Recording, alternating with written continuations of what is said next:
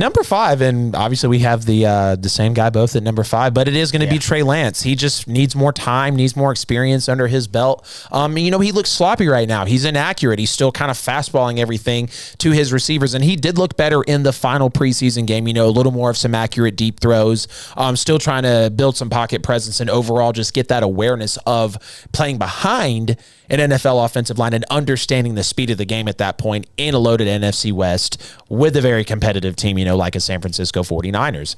But Trey Lance brings it all to the table, like we talked about, speed, athleticism, making any throw. I do wonder about the short accuracy, though, because it does seem like, again, he's just a little too amped up and he doesn't have the mechanics down all the way to complete those short in or outs or, slants to the middle of the field. But Trey Lance is absolutely going to light it up. And whether it's Trey Lance from the rip because Jimmy's not healthy or Jimmy gets traded and we see Trey Lance in the middle of the season, he's behind a good system and in a good culture. But Trey Lance is going to get about a B- from me just because he is all over the place right now. He's got to have more development. We know he hasn't really played football in a couple of years, and you can argue, kind of like with Zach Wilson, who is again a surprise, this is the first time they've seen high-level football in general. Because obviously college is better than high school.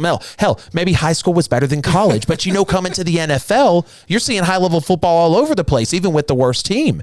So I do have Trey Lance at number 5. Give me a B- on that scale for him. Wow, you gave him that much of a grade? Yeah. I mean, I got a D+. I'm a proponent of giving him the leeway that he has been out of football for so long that he's got to knock the rust off and he'll progress as time goes. But I can't give him more than a C. Yeah. He started off bad. He had one deep throw, which completely skewed his stats to be like, okay, you threw an 80-yard touchdown. But he had like 126 yards on the game. It was like 46 yards outside of that pass. Like, outside of that, he hasn't done a whole lot. I mean, his 46% completion is pretty bad. Right. I mean, that's like Tebow status. It's really bad. 19 of 41 will get you benched and run out of town. Right.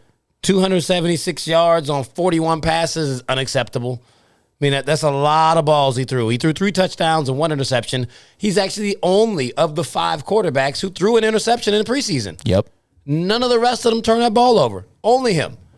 Then he had 7 carries for 16 yards and a touchdown for someone who's supposed to have explosive speed and mobility. Yep. Because the first game, as we noted, he was like feet in the cement, would not move. Oh, like he was scared to scramble. Yeah.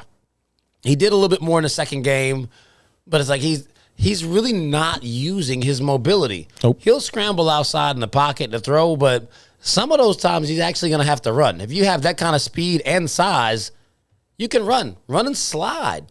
Run out of bounds after you get your yards. Like, Justin Fields has no problem doing this, but apparently Trey Lance is like, but I don't know what exactly it is in the game that's not happening for him, but you don't have any more preseason games. And as it stands now, they're starting to use him in the gadget role similar to Taysom Hill. Like, they're going to put him in with the Taysom package.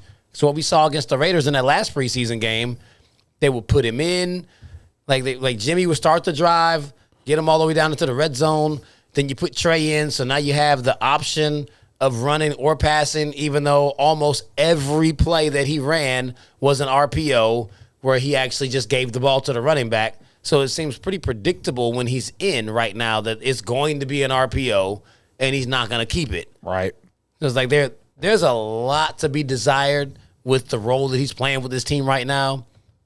And San Francisco is definitely in no position to give the reins over to Trey Lance. They've got to lean on Jimmy Garoppolo.